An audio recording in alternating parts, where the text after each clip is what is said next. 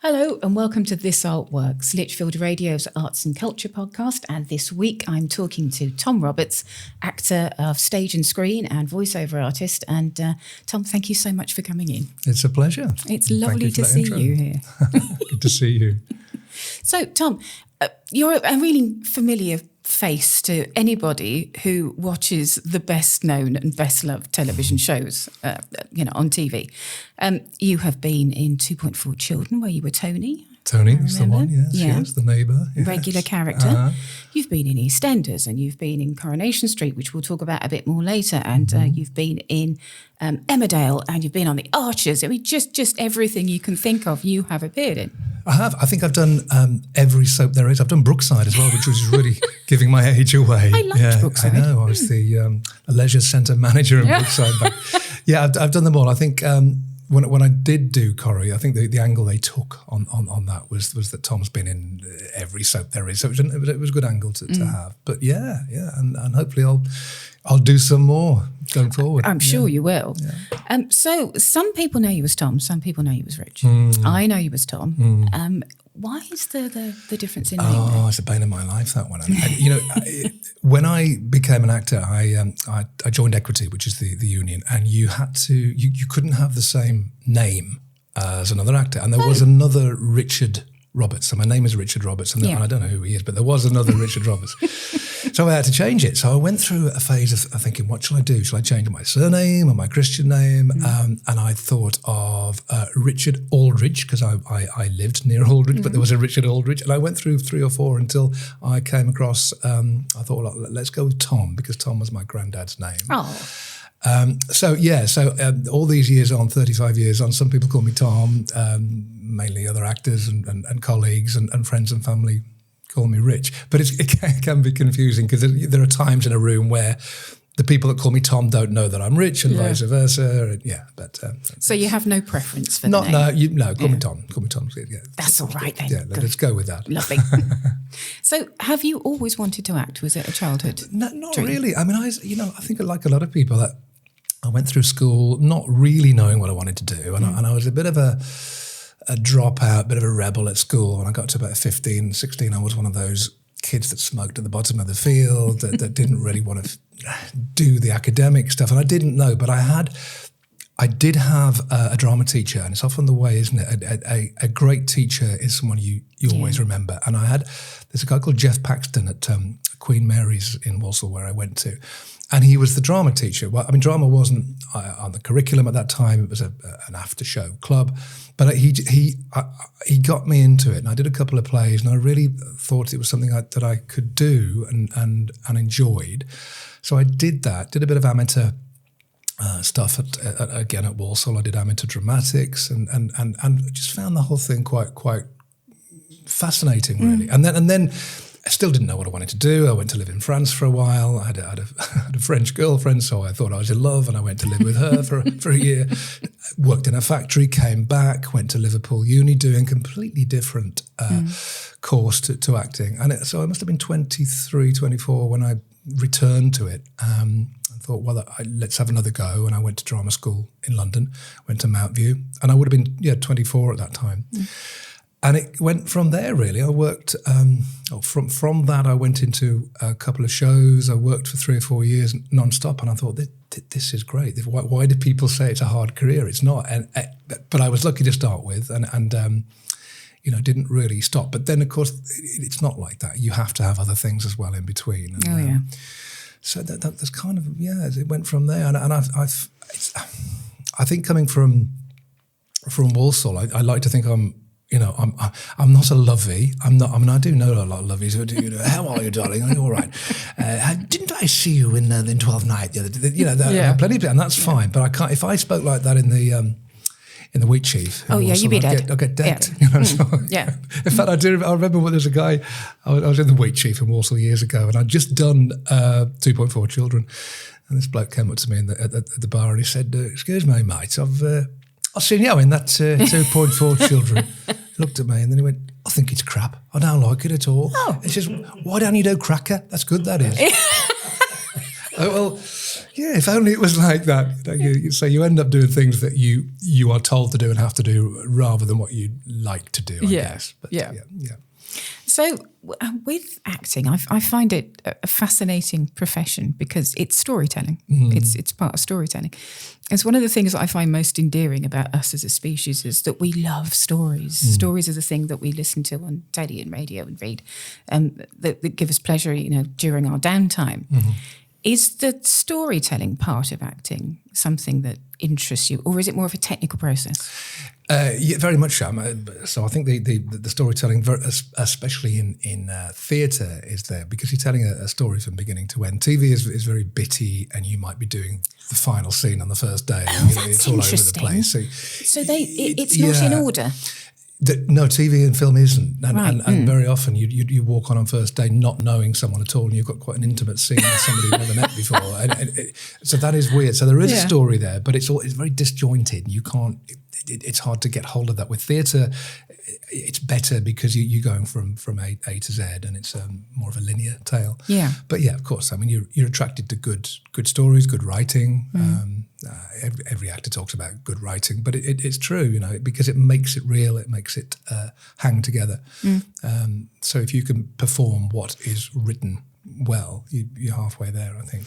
So the writing gives you the sort of the bones of it, so that you can, because it's about emoting, I suppose, is it acting? So you can emote correctly. If the writing is poor, it's a far more difficult job to do. Yeah, it is very much about emoting, but it's about drawing on your experiences of what's gone on in your life. We've all had. So you do that as an actor. That's also interesting. Yeah, I mean, I think you have to. I think you can't. It's hard to cling on to a character you have no knowledge of. There's always something within that character you can recognise, or somebody who has it. If they're particularly kind or evil or whatever extreme emotion they have, you can tap into it. And again, more so, I think, for theatre on that one. TV is bits of scenarios clung together, which you have to sort of formulate in your head, if you like. Yes. And create your own story. But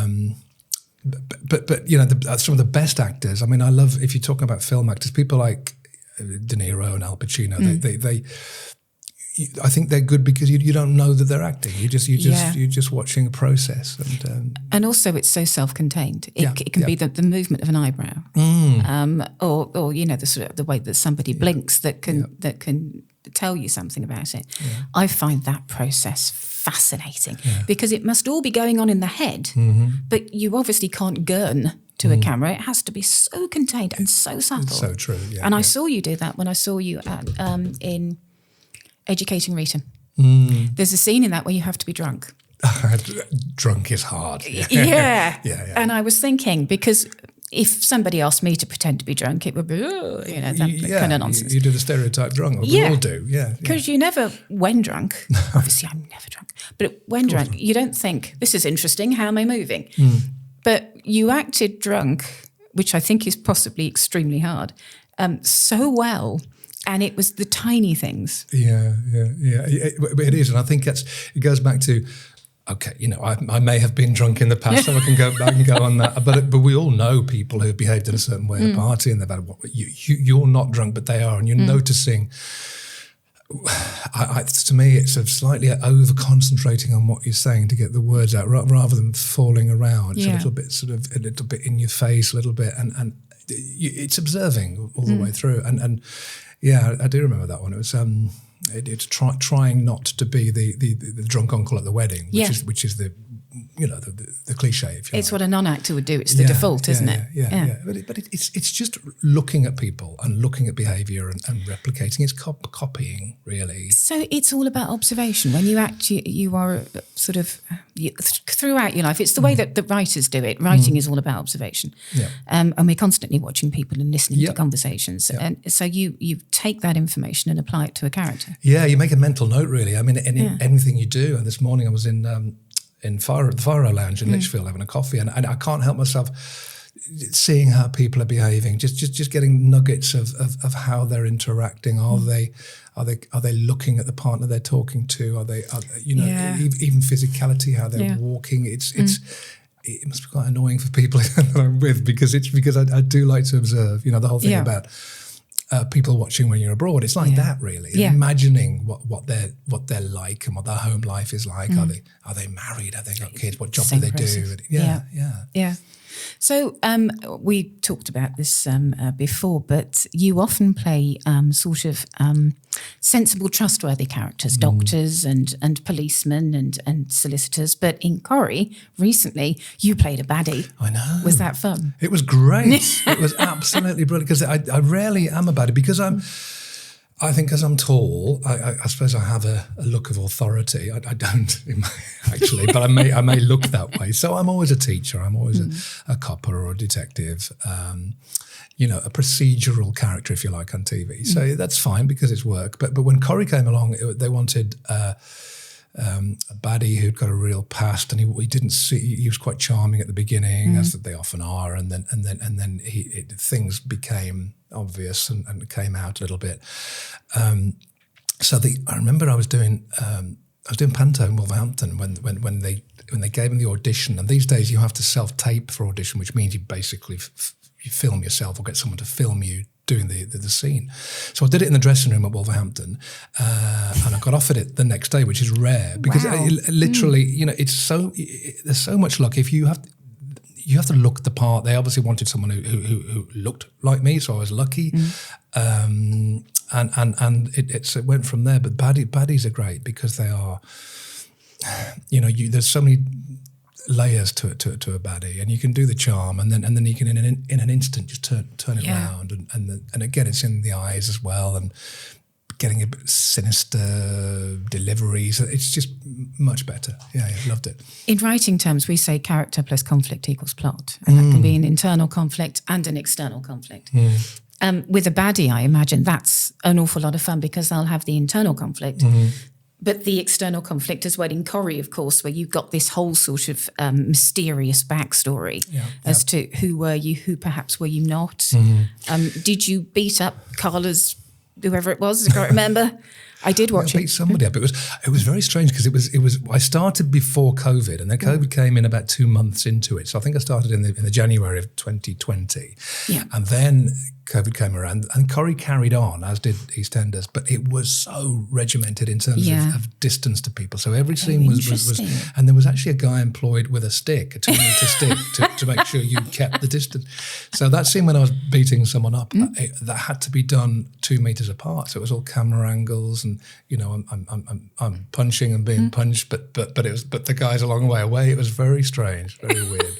Intimate scenes were interesting. Yes, I can imagine. But and I think with the baddie as well, there's more to draw on as well because you can that particular character he had to try and sort of chat up one of the regulars, and I think his idea was to move in with her, and so there was a bit of a sort of flirtation side to it going on, and then you could see he turned when there was an incident in the pub, and you could see maybe he's not that nice. So it's a gradual delivery of it, really, and I loved it. I'd go back, and they've said that they I mean, he may go back. They didn't kill him. Yes, but so he was in jail for murder. So I mean, unless he escapes, I think.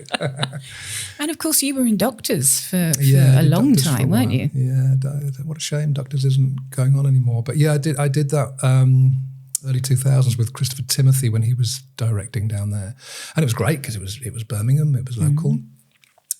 Real shame, I think, that stopped because it was so popular. It really was. It was a grounding for a lot of young actors as well, as the bill was when it came out.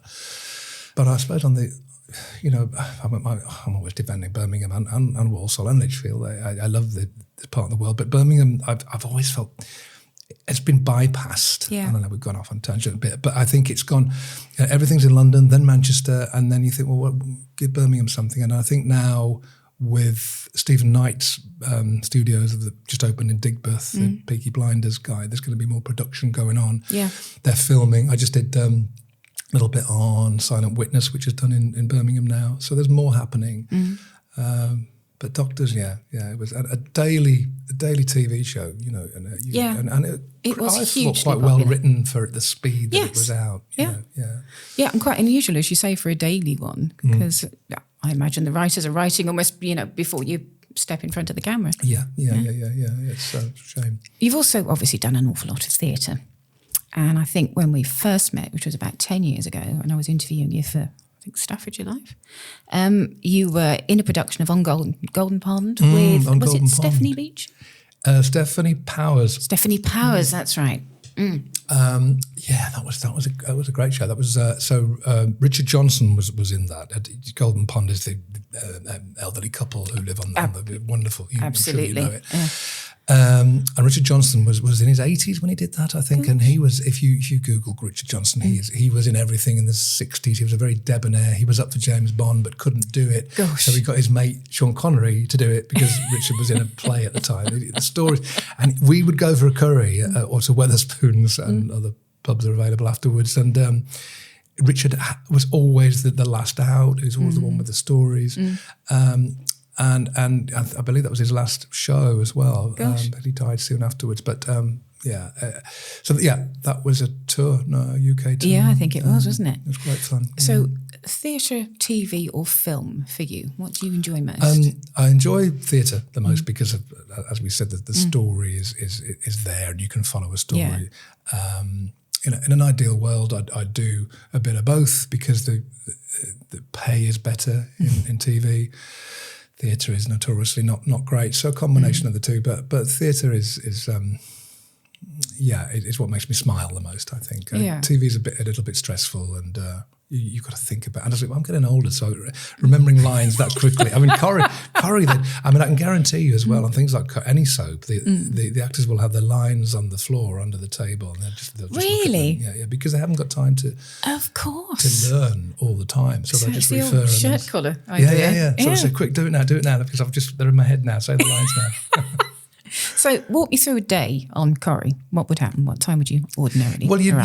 You'd get called at the beginning, at the end of one week for the following week. So on the Friday, they'd tell you when you were required for the next week. And it might be all day every day, or it might be just 3 hours on a Tuesday, or depending on what scenes you were in and when you were required. So then you'd go in, you'd sit in the green room with all the other actors, have a coffee. But that was weird as well in COVID because you had to, even in the green room, you had to sit at a distance to people.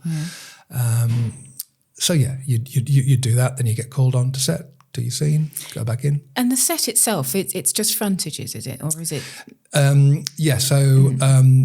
They moved it about 10 years ago. It used to be in the middle of Manchester, at Granada Studios, and now it's in Media City. So they've literally picked up the street and moved it. Good grief. So the location is there at Media City, and then all the internal, the Rovers Return and the houses are all studios. Yeah, so it's all in one sort of area now, Gosh. And so the interiors are in a studio building close by. Yeah, next to the actual street. So when you see them walking down the street, that's there now, but it's all together now. Everything's together. Right. I think back in Granada days, there was a bit of separation between the two. But it's good. Yeah, and you think it's great. You're working and you go home and it's the thing about an actor. I do remember doing. So I did Blood Brothers for a long time, and I remember doing that on the Saturday, and it was always in the days when people did a standing ovation, they meant it. I think it happens all the time now, but it was wonderful. And then on the Sunday I went back to Walsall. On the Monday I was signing on. So the contrast is huge, but that's. I think that's the creative life, isn't it? Yeah. And you can't complain because when you do the work, it's something you love. So who wouldn't want to do that?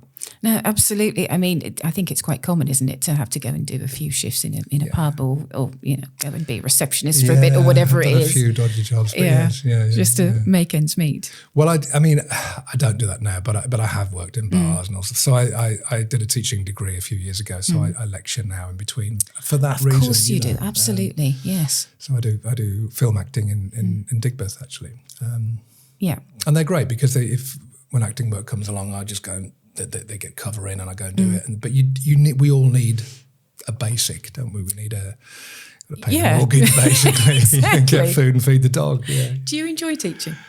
I do. Well, yeah, I'm teaching film acting, so it's great. I'm doing it's a BA course, so they're 19 to 22-year-olds. They want to be there. It's not. There are no sort of behavioural problems at all. It's great, and they're very well equipped. It's a bit like in here. Everything is there. They've got all the cameras. I mean, my lessons. I might teach a particular. If I do a soap opera class, I'm talking to the students, and we've got a film guy in the room as well, and a sound guy. Gosh. So I'm not even doing the filming, and then they look back at what they've been, what they've done and what they've filmed. So it's a practical hands-on course as well. So. Yeah. It's very different, isn't it? Now, the way that kids are taught, which is brilliant. It's how it should be. Yeah, very much. So you can obviously sing. I didn't know that about you. I think I'm an actor who can sing rather than I'm not.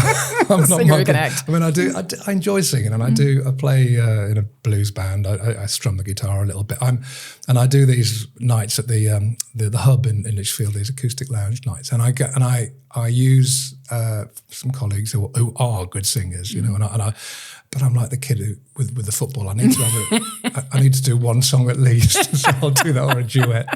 But yeah, I enjoy it. And I'm doing I'm in the middle of writing a Dean Martin show because I think the way, the way to do it is to do it yourself and maybe get a piano player or one other person rather than having a big company or lots of musicians, because you're not going to get paid, or you have to divide it between so many people. Yeah.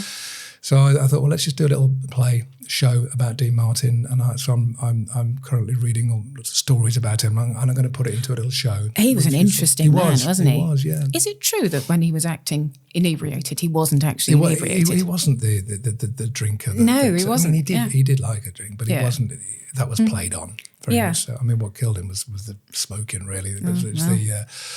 But he played on that, very much so. Yes, interesting. An interesting man, and all of that stuff around the Rat Pack and how many stories must there be there? It's incredible. Isn't Absolutely, it, really, many of them we are never going to know. I imagine as well. No. So, Tom, I ask everybody usually to bring a thing. Can I ask you what thing you have brought? Right. It's a photo, as you can see. That's my mum. And the picture on the left is her as a young woman when she was, probably, I would say, about 18, 19, 20. And the other picture is her, I think in her late 70s. And so, we've all got pictures of parents. But the story is great on this because Mum died in 2016. And I did Panto the following year in Bury St Edmunds, playing a baddie, playing King Rat, and got talking to one of the young dancers, and it was his first job ever. Very young chap, quite nervous, and he was asking about my family, and I told him about Mum, and thought nothing of it, and then it came to the Secret Santa, Secret Santa, where you. And normally you get given a giant Toblerone or some socks or something not great, but I got a gift and I opened it and it was that, and I thought, normally you're not supposed to know who's given it to you, but I thought I had to find out who that was, and it was this young chap. And the amount of research he'd done to do into that, and to get the photos, and I just thought such a kind gesture, for a young person, and I just kept that with me, and it's it's on my wall all the time. That's absolutely charming. And your mum's expression hadn't changed, had it, through her life? It's funny, isn't it? Lovely smile. You look at it and it's obviously an older and younger, but there are features there you can see, and it's great. It's great to have it in one frame, isn't it? But, lovely. Would you say that people do tend to be kind in the theatre trade? Yeah, I think so. I think generally, and you tend to gravitate towards people that are like that, don't you? I mean, I'm sure there are divas, and there are difficult people. They're like in every walk of life, but the actors I know are people who just want to do the job and go to the pub afterwards and have a pint of Guinness and talk about anything other than the play they've just been in. It's a non-lovey environment, really. It's a job of work, isn't it? Yeah, and I think they all get it as well. They all empathise with the unemployment and the rejection. So it's a bit of it's a club, really. You know, it's that we're all part of. Yeah. Have you ever met anyone who you were a little starstruck in front of? Yeah, right, let me think. Can I tell you? I've got one name dropping story. Can I tell you? Please do. I'd love to hear it because it does answer that question. So the opening night of Blood Brothers, Kiki D was in it. So we're talking about 1990. So she was Mrs. Johnson, and so we had a party afterwards in her dressing room, and the people at that party. So Freddie Mercury was there, Eric Clapton was there, Annie Lennox, Elton John, and I remember. I remember Freddie Mercury being extremely shy, and he had a little plate of cucumber sandwiches or something. You know, and he was quite. I had to have a quick chat with him, and he was charming. But I've never been in a room like that in my life. You know, so I was a little bit, very, very starstruck. Yeah. God, I can imagine. But the thing is, they were all. They all loved what they'd just seen on the stage as well. So they would go, oh, how do you do that? I have no idea. So you've got Eric Clapton saying, how do you do that? I think, I don't think, I think I should be asking you that, mate. So if somebody is a young actor or has aspirations to act, what would your advice to them be? I would definitely encourage them. I think everybody knows, and I think even they know that it's a difficult job out there. It's insecure. There are too many actors for too few jobs. All of that is true. But if you labour that too much at the training stage, you'll scare people. So I think just encourage and say go for it, and just be aware that you may have to have a plan B. In fact, definitely have a plan B, whatever that is. You know, whether it's doing a bit of teaching or bar work or driving or whatever. Just have something to back you up sometimes. But don't stop. And don't let that cut your dreams at all, because you know, do it. Enough people do it and do well from it, so why not try? Yeah, no. But have a backup. Yeah. No, I think you're absolutely right. Don't give up on it. Keep going. Because the number of actors that are household names who have become, I mean, Idris Elba, for instance, I think he was late 40s, early 50s when he finally got a part that sort of brought him to attention. So it does seem to be one of those industries where it can happen at any time. It can. Michael Caine, I think, was 40 or so. You know, you just keep going. And there's, a lot of luck, a lot of right place, right time. Just be nice to people. Don't go into a room pretending to be someone you're not. You know, if you make mistakes, do it again. Go over it again if you get it wrong. Just say, "Can we just do it again?" No, just be yourself. I think is the way. And I'm probably going to put you on the spot here. What do you think the key to acting well is?